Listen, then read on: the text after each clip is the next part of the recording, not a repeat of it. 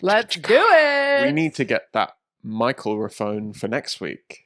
Microphone? Microphone. Okay, let's not start with admin. Let's start with admin. No. Welcome to the admin cast. We're going to be ticking off to-do lists and getting stuff done. Probably there are people that would listen to that. The admin cast. Like people who like really love like seeing people get things done. You know? So you're just like, I've just done my laundry. Check. That's done. That can be really satisfying. For people who love that. Currently, we have our towels are on a load. What? Is that what you would say? Our towels are on a load. We're doing a lot of towels. Spaffed on your towels. Oh, sorry. Yeah, I spaffed on my towels and then I put them and then I put on a load.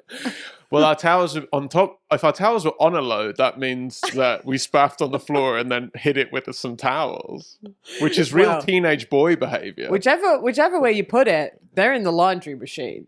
Right. Yeah. So we've ticked that off. Maybe Prod B should have a sub podcast where he does production tasks and like levels the audio, and then people who are into that, like Twitch style, can watch him doing that in real time. Well, what I've learned from this beginning is that we don't know what people like. We don't have any idea what people like. This is a hot podcast making a real dent on the social media sphere. We don't know what people like. We don't know why. No. Anyway, hello. Hey. Hello, everybody. Welcome to Your Couple Friends. Your Couple Friends with Mickey Overman. I'm Patrick Spicer. Oh. Did you like the big pause? No. This week, I'm going to introduce pausing. Pausing is power. We don't talk about this enough. You don't actually ever need to say anything.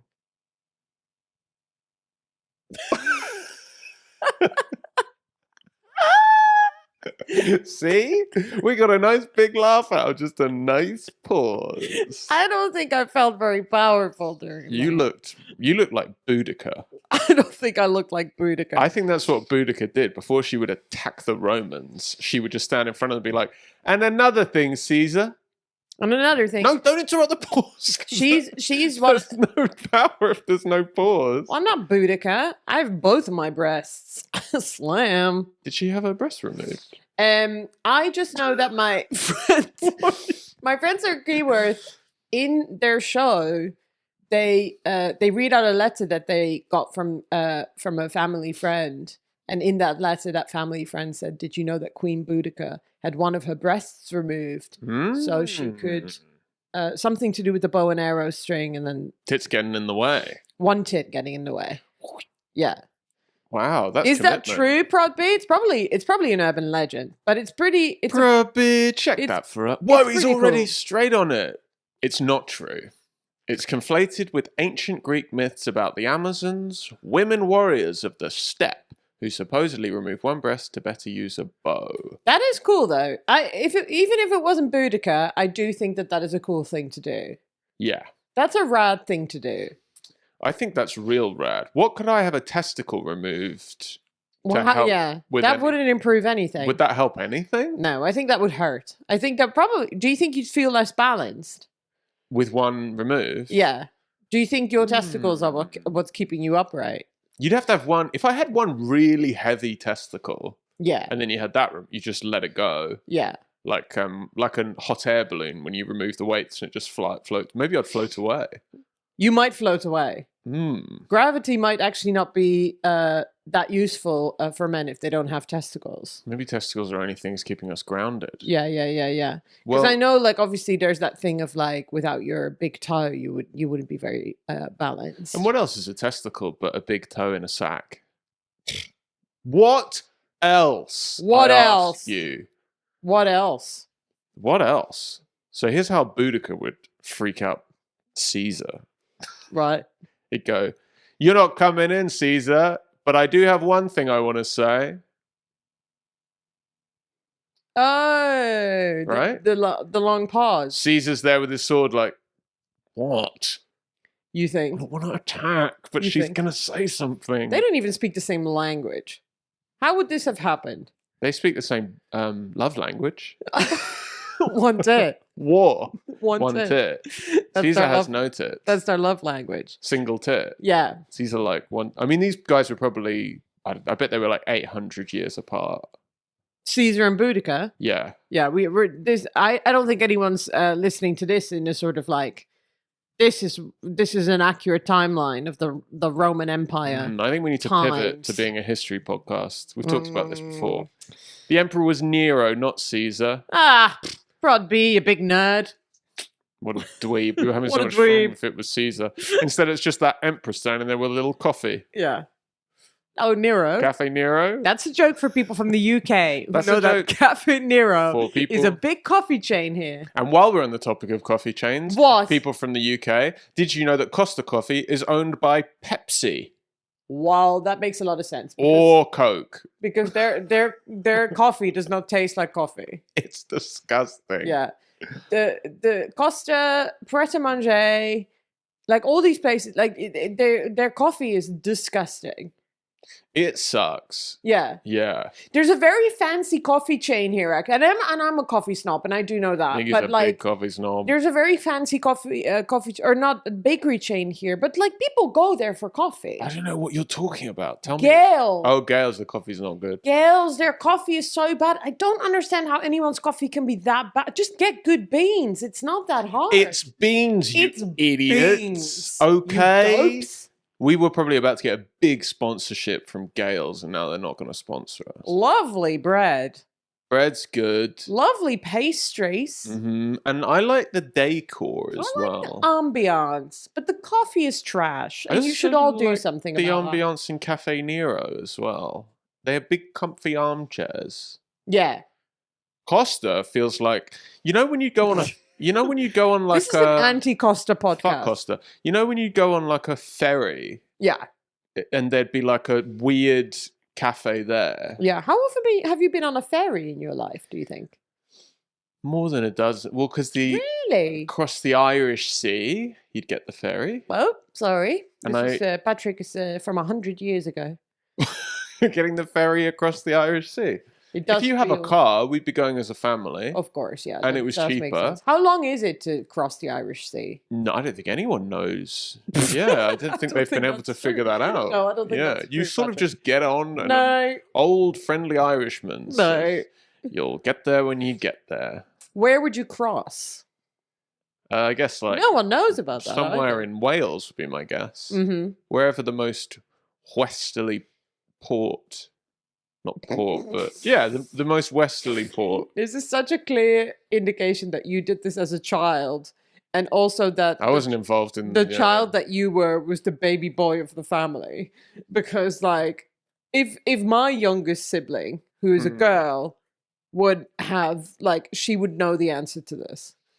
She'd be like, yes, we would get on at I don't remember Hoek van Holland, and the crossing would take 3 hours. When you're a kid, who's paying attention to like? I'd be like, I think I went to Portugal when I was 8, but I'm not going to be like, oh, we went to this resort and we had this for dinner. I would know. Do you? Yeah. No, I don't remember shit. But I don't remember shit 2 years ago. Yeah. Well, you don't pay attention. I'm not. I've got stuff on. You've got I've got stuff my to-do list. If we could only ever get our spin-off podcast going about our to-do list and getting stuff done. How long do you reckon it took to cross the Irish Sea? Because it's a very short flight. It's a short flight. My guess would be perhaps 3 hours. Yeah, it's probably much longer than you think. Mm. Because, I took the ferry once from Yeah, you got it. the Netherlands Crazy to though. England. A Hull or something, didn't you? No. But it's weird. It's a weird port. But it's on the East Coast. Yes, yeah. And Maybe yeah, you that would be came- mental maybe you- if I took the ferry to the west coast of England. Yeah, it would be all the way around. But maybe you went in through the mouth of the Thames, came all the way up, and then you got off at Parliament Square and you walked up and you said, "Not in my name." Yeah. Yeah, that could have happened, but that didn't happen. Oh. I got off somewhere, but it was long. It was like 7 hours. Whoa, that's too long to be on a ferry. Here's my problem with ferry. Make me go sick. Yeah. Yeah. I get so sick on Yeah. a ferry. Yeah. I need to puke. You're on the sea. My dad would always crush up some anti-sickness tablets and put them in orange juice. Were those the yellow ones that tasted really bad? Can't remember. Because I have trauma from those. I don't know if they were yellow. We had yellow ones, and yeah, they're normally just white. Well, I think the fairy has a sort of romantic feeling to it, but in reality, it's bad. Yeah, I like the ferry that we get from Malta to Gozo. Yeah, that's a very romantic, very romantic. It's warm and ferry. nice. And often there's so many of those big. You get these big jellyfish, fried egg jellyfish. They're huge. Yeah, and they're called fried egg jellyfish. He's not just saying that. And they look like fried eggs. Yeah, and you look and you just see millions. And they don't hurt you, those ones. But I do think if I fell in, it'd be really scary. Well, because there might be stingy jellyfish there as well. And they usually are. I read, because when I first, so Patrick is of Maltese heritage, and his family come from the Isle of Gozo. And Malta. But a lot of them come from Gozo. Half and half. And so we go there on holiday. And the first time I went there, I was a little bit shocked to find that like jellyfish were like a thing there. I don't think I'd ever really been on holiday somewhere where there was sort of like a jellyfish problem. And I really had to like overcome my fear. But the way that we did that was by becoming jellyfish hunter. Yeah. Hunters. And I think that honestly was the right way to go. So like, and we weren't the only ones. Like you would kind of have, because the jellyfish come with the tide, so they're not always there. And it would always be like, you'd see like some people with little nets, like the locals go around sort of like the cove with little nets and take out the jellyfish that were there. And we started doing that. And I started feeling a lot more safe once I became the aggressor. What do you think that means? That is really interesting. Yeah, I think if you fear something, you have to hunt it. Yeah. If you're like out in the savannah, and you see a tiger, and you're afraid of that tiger, you have to hunt the tiger. You hunt the tiger. You hunt the tiger. If you're a gazelle, why are you running? Run at it. Run at it. All of a sudden, the tiger's going, "Hold on, what the fuck?" That's such a thing that this like gazelle must know something never really do. Know. They've only ever tried running away. Have you ever even considered? Have you even considered headbutting it? Oh no, the dehumidifier is turning on. Uh-oh. Prod B, could you press turn on off the dehumidifier? There's a button. Yeah. Turn it off. We live in a tremendously damp flat, and we have to run our dehumidifier at all times. But here's the thing about gazelles. And here's the thing about jellyfish. Pisses me off. We'll certainly get back to jellyfish, because this is primarily a wildlife podcast. Yeah. It's a getting stuff done wildlife podcast. Sure. For couples. What's the thing about gazelles? And single people. If all the gazelles teamed up and ran at the lion. Oh, like they don't understand that they have. Look how many of you there are. Yeah. Well, this is a problem even in the human, not just in the animal kingdom, but in the human kingdom. That, we're a big group. The masses, they don't know their strength. If we could think as one. If I'm standing in Trafalgar Square and Tyson Fury starts uppercutting me in the head, I'm fucked. But if everyone else in Trafalgar Square, we all jump on Tyson Fury? Yeah. Easy. Yeah. We could take him. You could take him. As a group. Such specific examples to be in Trafalgar Square to have Tyson Fury. Yes. Specificity is the root of all comedy, Mickey. And if you could only learn that, your broad, general wash comedy that has no applicability to anything would really start to hit. Don't just say car, say Ford Mondeo. I can guarantee you now that I will never ever say Ford Mondeo. Why not? It's a good car. I don't even know what car it is. I refuse to use it. It's like a family car. It's probably like a Volvo, but it's a Ford. No. Yeah. I would love a Volvo. Your dad used to have that great Volvo, and then they traded it in for a Mini Cooper. Yeah. Patrick? I think we're going to get a nice pause. What's up? What's up? Were you expecting it? No, I wasn't expecting it. Yes. Ah, God. If there was like, there should be like people who play drinking games to our podcast. And they would not get drunk. They should drink. Which is good because we wouldn't. We don't condone it. I'm a non-drinker. Mickey's barely a drinker. Barely a drinker. Between us, sometimes we don't. I like to dabble. You'll have like half a Guinness once every 3 months. Oh, I know. You're making me sound really problematic. Then you have a pounding headache. And immediately as well. Not the next day, immediately. Yeah, it's an easy calculus for you. Is that what's up? No, that's not what's up. I should really think of things that zop. Yeah, that are zop. Zop. Yeah. Zop. Yeah. Well, this is what's up, even though next week we're going to have our first guest on. Oh, that is what's up. Exciting. We're going to be expanding our couple friends to our actual couple friends. Mm-hmm. A very good friend of ours, unless he cancels and we have to book somebody else. But he's not going to cancel. At this point, we're going to be having on our friend Nathan Darcy Roberts. So I encourage you, audience, look this guy up because he's a hunk. I mean, this guy's good looking. This guy is good looking. And that is why we are having him on our audio medium podcast. We are only having on hotties. Exclusive hottie. We're only having on hotties. So in the hot seat. Yeah, hotties in the hot seat. No, they're not going to be in the hot seats. These are friends of ours. We're going to grill them. He's going to put us in the hot seat, I'll tell you. What? That. Yeah. Nathan's going to put us in it. Yeah. Not on our podcast. I can already tell. If he does, I'll edit everything he says out. Wow, this guy is so powerful with all his pausing. Yeah. I'll burst into the editing bay when Prod B is sweating away on his Twitch live stream as he furiously edits. Yeah. Frantically, and I'll say, highlight Nathan, delete. Oh, okay. If I understand how audio editing works. Yeah. And you don't. And I don't. No. Nathan is also a quipster. He likes to zing us. I think we're going to get what I'm saying. Nice. This is what I'm saying. This is a high-risk first guest. This is a high-risk first guest. He knows us both very well. We lived with him at one point. We bloody lived with him. Oh, my goodness. It's going to be great. It's going to be great. I'm excited. Also, he's single at the moment. So, we can sort of see how the other side lives. The single side. The single side. Yeah. My man one thing I've liked about him being single so far, and listen, I'll save it all for the next, but he's not gone and dated much younger women. That's true. I was saying to you, like, at some point when you're becoming like into your 30s, there does come a point where it's like, if your male friends break up with like their partners or whatever, which ones will become creepy? He's stood the test. Well, let me ask you something. Do you agree with the rule divide your age in half plus 7? That's the classic rule. Yeah, I do. Of what's the youngest you can date. Yeah. Divide your age in half plus 7. Yeah.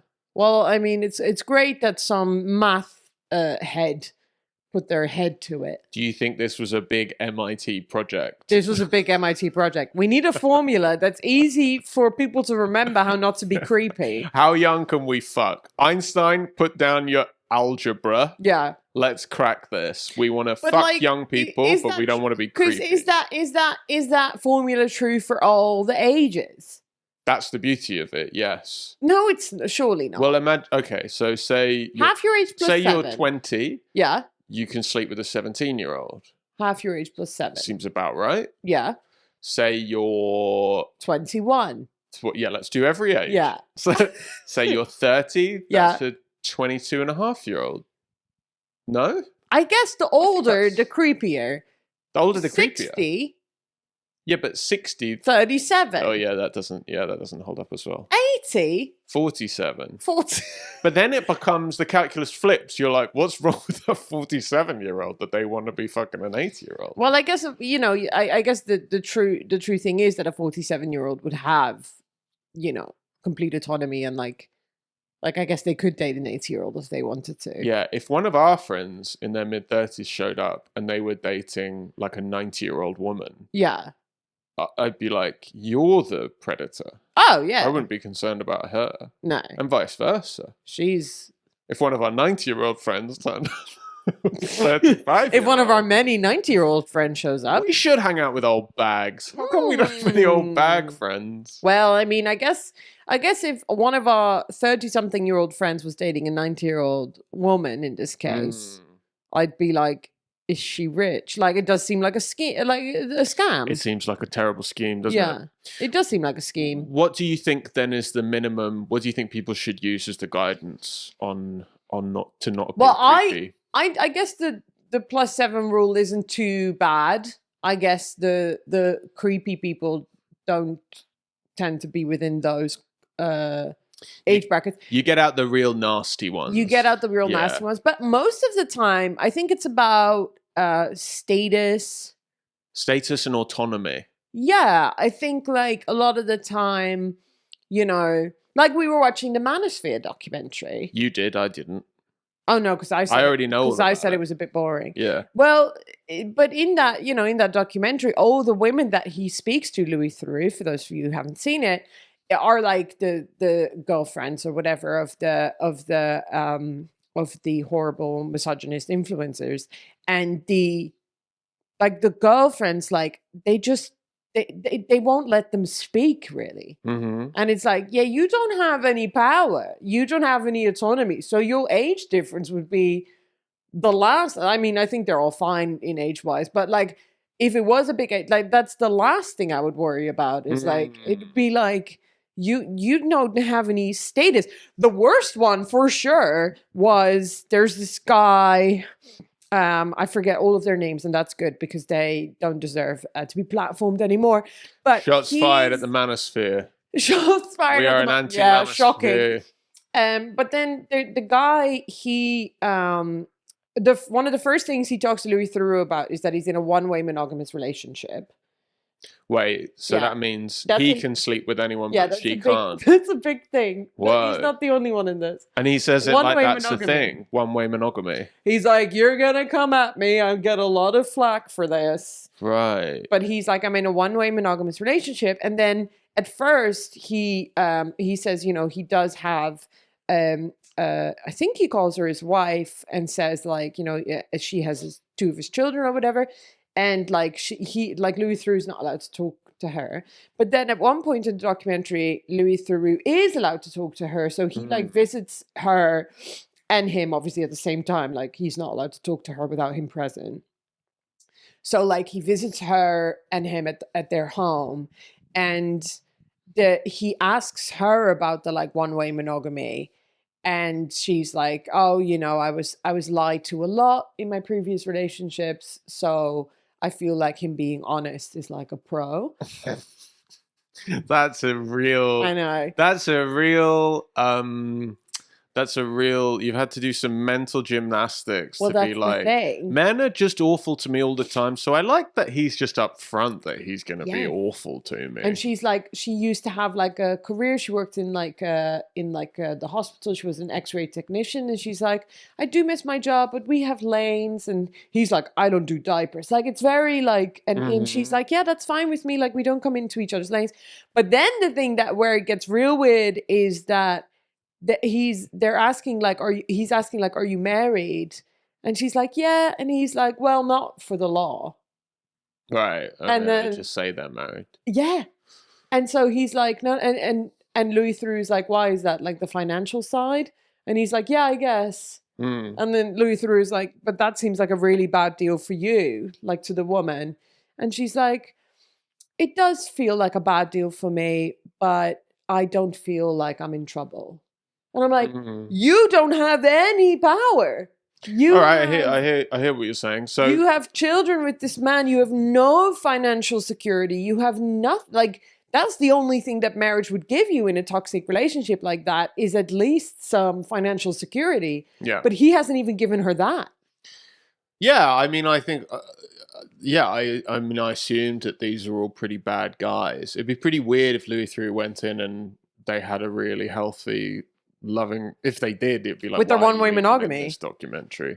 Yeah. So so it's power, it's status. So how do we put a number on power, autonomy, status? I just think so plus 7 within your plus 7 power doesn't entirely cover it. Plus 7 power. Maybe it's like a kind of like half your income plus 7.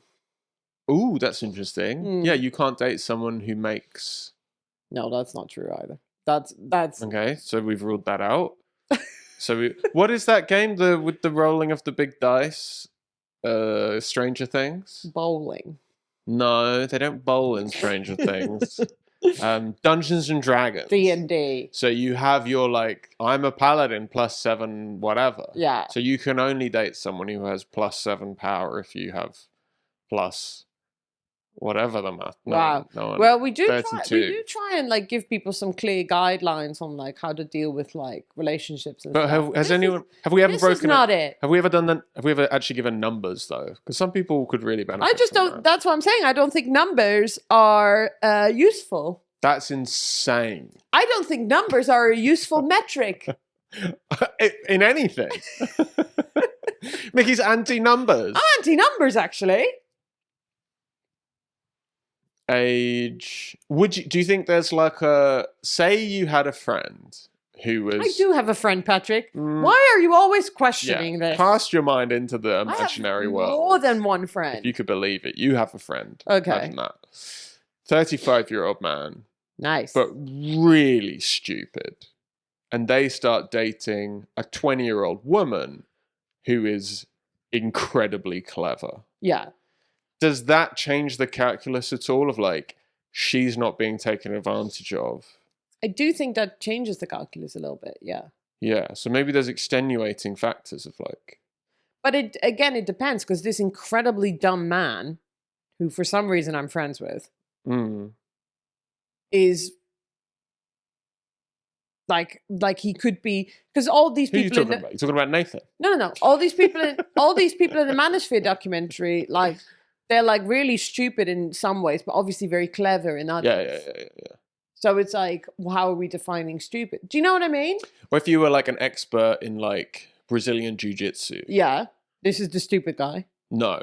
He's weak and pathetic. You can push him over. Okay. She is 20, genius. Yeah. If she was Brazilian really, jiu-jitsu. if she was an incredibly strong, capable career woman, and then she's just with this 35-year-old dummy, yes, I would worry about her a little bit less. I would. Well, that's good then. That gives an option to creepy men who want to date younger. Just be a dummy. Well, they have to identify several power metrics in which they're weaker. Can I ask you, why are you so determined to find a way for men to date younger? Because I think we can agree that the dividing your age in half +7 is completely unacceptable. But I think there's two ways to go from that, which is either just date people who are your age, but you seem to be going exactly the other way, which is let's find a loophole. Let's find a loophole. Your couple friends. Let's see if we can find a loophole for creeps to date younger. We're not trying to do that. Science is about finding a formula not working and then replacing it with a better formula. Yeah. Oh, I'm sorry. I guess I didn't realize that you were doing science. I was doing science. Yeah. And also, if we're going to take science, I mean, you're a year older than me, so you're the creep. +7. +7. You are 8 years older than me. Yeah. I'm a year... You're not even a year. You're... A year and a half? Are you a year and a half? Yeah. No, aren't you... Patrick? I'm a year and a half. To make it even more creepy, do you want to make it more creepy? No. Yeah. To make it even more creepy, because I skipped a grade, I would have been 2 years ahead of you in primary school. Or in high school. Fucking disgusting. I've never realized I've been being taken advantage of so much. Yeah. Yeah. Yeah. That's why you're often winning arguments, because you're 2 years more intelligent further. than you. I should be dating someone in I'm my 2 years more intelligent than you. If we ever break up, I'm gonna go straight to the fucking idiot who just is my age +7. Sure. Plus 7. Some derived metric. +7. Do you think if we You're going to go a lot older. If we broke up, do you think I would date someone? Who do you think I would go for after you? Ooh, I have thought about this, you know. Really? Yeah, I've thought about it because I'm very different from your previous girlfriend. Mm-hmm. So I'm like... Although she was also half Dutch. Yeah, besides your Dutch kink. Okay, I don't know what that's about, but I'm trying very hard to ignore that. No one in the world has a Dutch king. Well, you do. You've had 2 girlfriends and you've gone increasingly more Dutch. Although I should say, before I trained my algorithm to stop showing me boobs, it did keep... It kept showing you Dutch boobs. It kept showing me there's an account called like Nederlandse Dame. And it's just these like apparently Dutch women with just huge boobs just being like, hoi, so funny because hoi meneer. Clearly your algorithm is like, this guy loves looking at boobs and he is interested in Dutch stuff. So it's putting together this like weird, specific, kinky thing for you to look at Dutch boobs. It's not just me though, because Sergi, another comedian who I probably shouldn't say this in public, but he gets the boobs and he has not retrained his algorithm. And he gets Hollandse Dame or whatever it's. Well, he was maybe also interested because he was dating a Dutch girl or something. I think probably Dutch women, there probably is more of a thing of like, people think of Dutch women in a hot capacity, but I don't think people think that about Dutch men. Which is unfair because Dutch men, I think, are very good looking. Yeah, but it's also like, it's a stereotype. Like I don't look like the stereotype that people think of. It's like the very like tall blonde. You're tall. You have blue eyes. Yeah, but thanks. You're pretty. The other day I was in a cab. Wait, why'd you yell that? I don't know. I don't know. A cab. A cab. I guess because I always feel a bit defensive when I say it because I don't take cabs that often. But I was in a cab. Oh, I know this story. No, but the guy, we were chatting, and he was like, you don't look Dutch at all. Oh, right. Yeah. He was like, you don't look Dutch in any way. I don't know what a stereotypical Dutch woman looks like, though. But you know their boobs. I don't know what their faces look like, but downtown, I'll tell you what, I've taken a few visits and I like what I see. Listen, we need to take a break and then we're going to go to our letter from We Got a Letter. We have a lovely letter, which... an email, sorry. We have a P.O. box, you guys. No, we don't. But we're also adding in a new feature from this podcast forward, which is where we're going to take breaks for ads because it's really hard for us to find a spot to add in an ad break because we tend to ramble with no breaks. Love that you said we. We're gonna take a break and then we'll be back or you know if you're on the Patreon and you get no ads, then you'll hear us again in 4 seconds. Patreon will see you in 1 second. Everyone else will see you in probably 16 seconds, depending on how many ads Spotify puts in. Bye. Bye. Hi guys, welcome back. I didn't leave enough of a pause. Do you think there was enough of a pause there? Absolutely. Okay, great. Perfect. Welcome back. I hope you enjoyed that ad break. I hope you saw a product that really applies to you. I hope it was targeted and specific, and I hope you buy it. Yeah. We're going to read our email that we got. We're doing a couple clinic. Your couple clinic.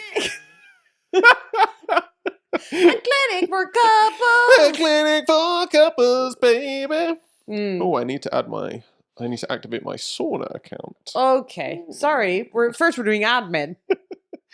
Ooh, you should have done that in the break, Patrick. Oh, yeah. Well, I'm now in your couple friends Gmail account, and I haven't read a lot of these emails. We've got an email here from someone who's offering to do reel editing for us. So ooh, thank you for that, whoever sent that. Thank you to Realverse. Why am I reading them out? Yeah, why are you reading them out? We're trying to find the couple clinic Couples debate. Is it this one from Boris? Boris? Is Boris? Speaking of Dutch. Okay, this is the one. Okay. So, couples debate. The thermostat from Boris. Hi, Taylor, 26, female, USA. And they've done it in a Reddit style. They've done it Reddit style. Taylor, 26F, USA, and I, 32M, NL. Yes. Well done, Boris. You are meeting the +7 requirements. And I hope that you're pretty dumb.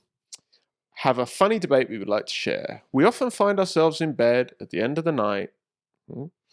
And that's just where people are. I know don't make that into a naughty Boris thing. And Taylor want some sex tips. No! Well, come to the right place because we know what we're talking about. Okay. Open up Instagram, go to Hollandse Dame.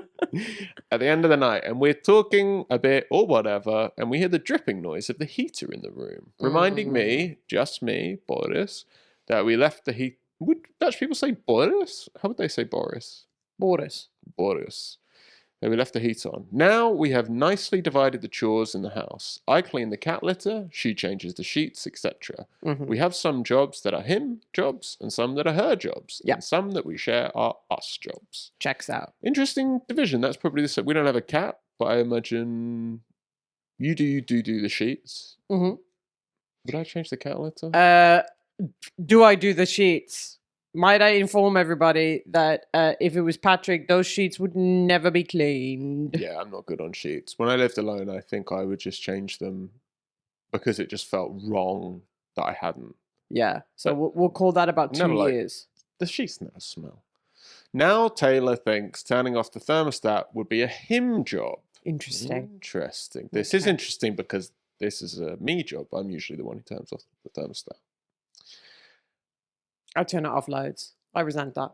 Oh, do you think you turn it off more than I turn it off? I think it's probably quite 50-50.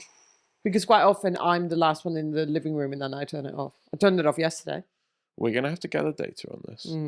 I tend to just want to go to bed at night, though, and I often forget, which means we get comfy at night and then have to get up and turn it off. The worst. This is awful. Hate when we forget to turn off the thermostat. Yeah. Anyway, I feel like the important thing is that we don't leave the heating on. Agreed. Save some money. I apparently forget often. Getting up out of bed when you just got the comfy sucks. Me being a you and me versus the problem type dude, I think this should be an us job so we can mitigate the times we actually forget and leave the heat on all night and mitigate the shitty get up once you got comfy moments.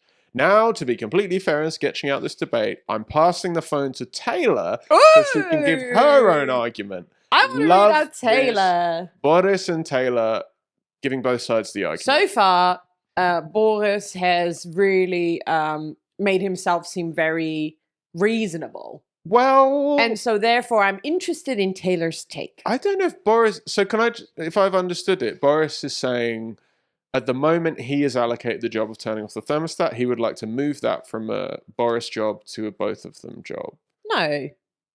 That's not what he says. We've nicely divided out the chores. They haven't divided this. This hasn't been divided? No.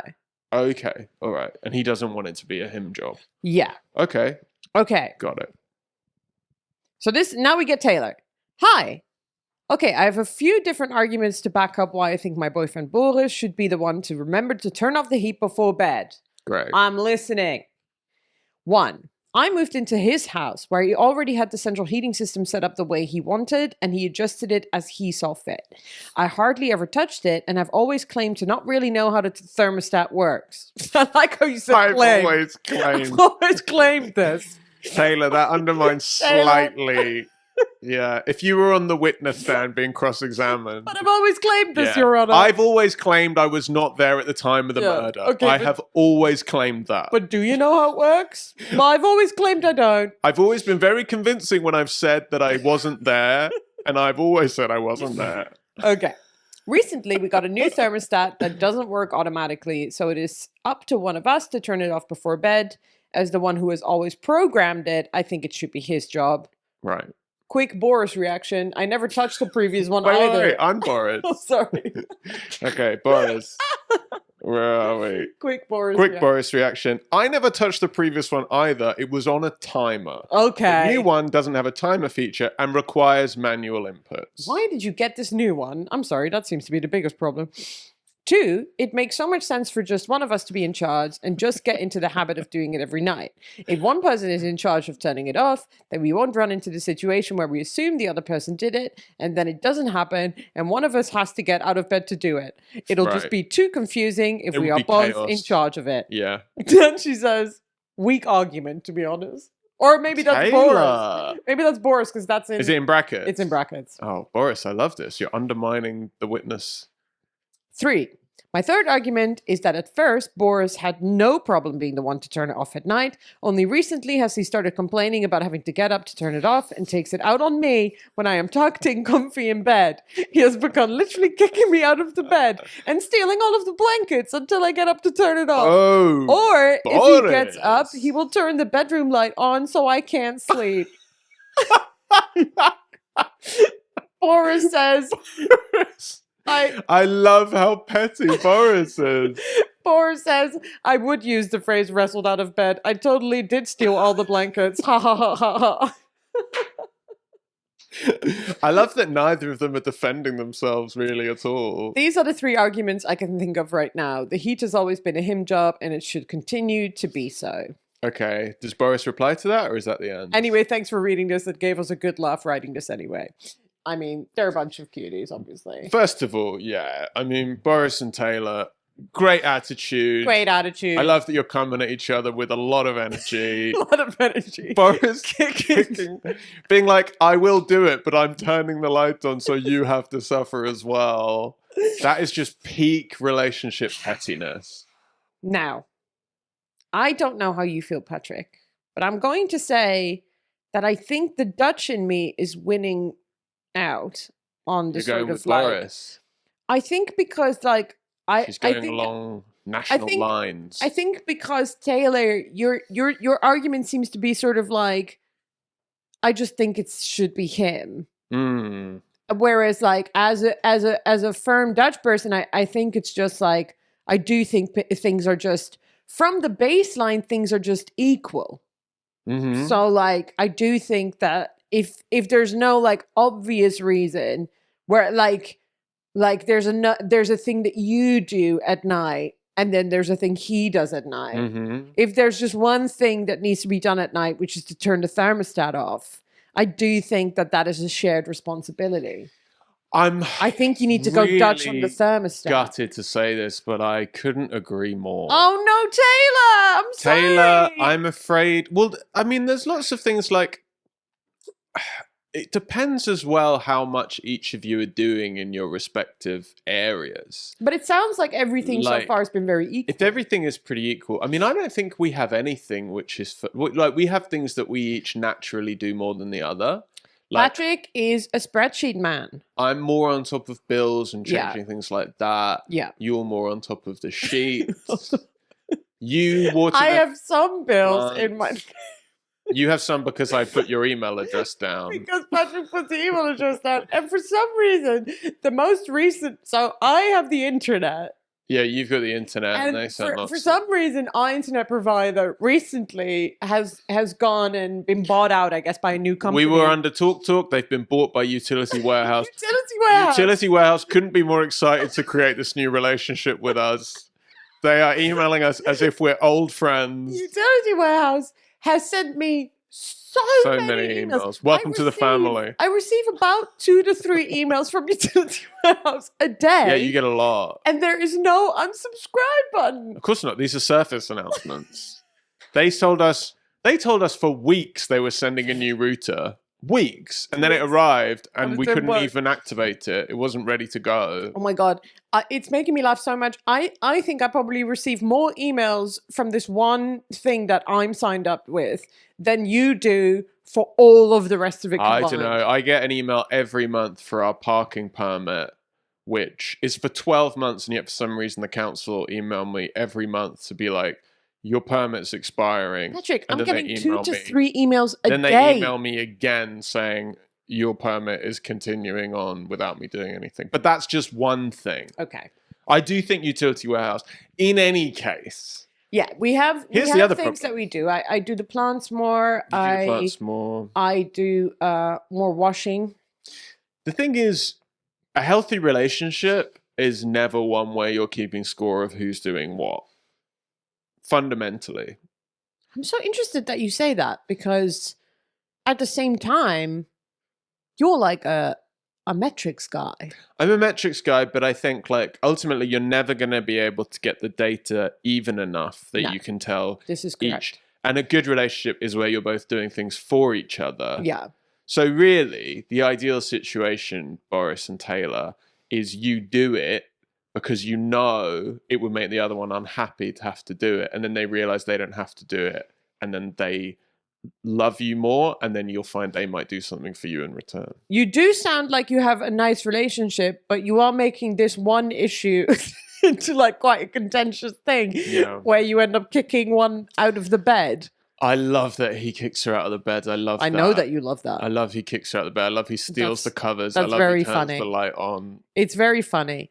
It isn't, however, very nice. It's the behavior of an 11-year-old boy in the body of a 32-year-old Dutch man. Can I be very clear, Taylor, that I do not agree with the kicking and the stealing of the blankets. I'm very pro that.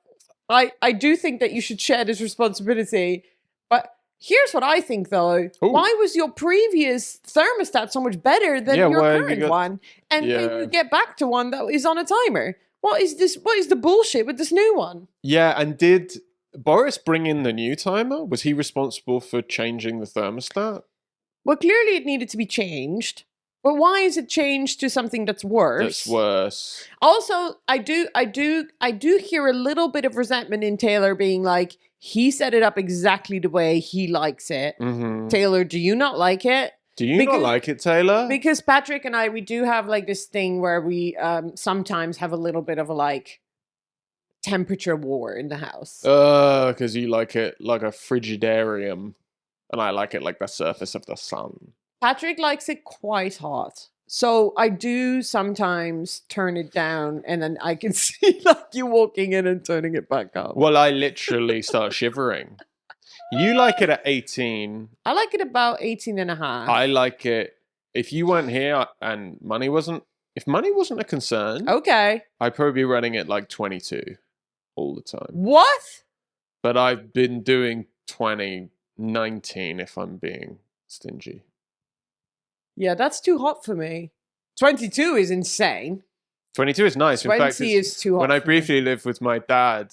Your dad is insane. He would crank it up to 25. My dad, he got a bill through. I just saw his heating bill. I know. And it was honestly so funny. He was like, I don't really know why it's so expensive. It's because he wouldn't turn it off at night. He would run it like 24 hours a day. Yeah. He'd go away and he'd forget to turn it. In any way, back to Boris and Taylor. The judgment is shared responsibility. Shared responsibility. I'm very sorry, Taylor. Unless, Taylor, you want to negotiate something that you will take sole responsibility for, that is equal. I think there's a lot of wiggle room in this. I think you guys will sort it out. But I do think get a new timer and also share the responsibility. Share responsibility. And also... I like that you both are talking about, like, once you're comfy. That's like how Patrick and I would be like, yeah, once you're comfy already comfy in the bed. Oh, it drives me crazy once you're in and comfy and you remember you forgot to do something. Yeah. Oh, I got well, I always do like a safety pee before like turning the lights off. Yeah, she pisses herself in the bed to be safe. That's why she changed the sheet so much. Yeah. Constantly pissing. Yeah, that's something I want out in the world. And that makes it sound like it sound like you do. That makes it sound like it's true. Yeah. I'm a bed wetter. No, that's something I want people to know. But yeah, I always have to do safety pee. But before that, I'm getting all comfy. And I always like, especially in winter, like, I'm getting into bed wearing quite a few items of clothing because you're like freezing. And then like as I warm up in the bed, I take more and more off until I'm like in my just like t-shirt and underpants. Mickey does a very concealed striptease. Yeah, I do. I strip under the bed. She gradually But then when I have to do my safety pee, I'm always like, oh, no, I'm going to get all cold. Yeah. Because then I'm like without clothes. Yeah, that's why I hate the winter. Mm-hmm. Yeah. But I also do think, Taylor, the argument of it was his flat first, that doesn't really wash. I think once you live together, you're both jointly responsible for everything. Yeah. And take more ownership of this fucking flat. And yeah, get your shit together, actually. No, that's not this. Oh, sorry. This was a nice... Oh, okay. This was a nice sort of empowering gesture. Okay. And Boris, fucking wind your neck in, mate. Is that better? That's better. Okay, good. Yeah, that's men asking for accountability from other men. After both of us just bodied this woman with her request. We have not bodied her. We've just not agreed with her. And she's a strong, powerful woman. She can deal with it. You know what's interesting is normally you and I either sit on the fence or disagree. This might be the first time we've ever come down on the same side of something. Yeah, Taylor's going to be devastated. It's to the detriment of 26F USA Taylor. Sorry, Taylor. Sorry, Taylor. But we'd love a follow-up great. in several weeks' time to find out if this destroyed your relationship or not. Oh, please tell us if this destroyed your relationship. Give us a follow-up, you two. Please. Anyway, lovely stuff. Let's go to the Patreon. Hey. Hey. Lots of lovely lush stuff to discover to discuss on the Patreon. We've got lots of lovely lush stuff to discover on the Patreon, guys. We don't know what that means, but it's gonna be happening. It's gonna be happening, and we'll see you next week. See you next week. Big up, big respect. We love you. Bye bye.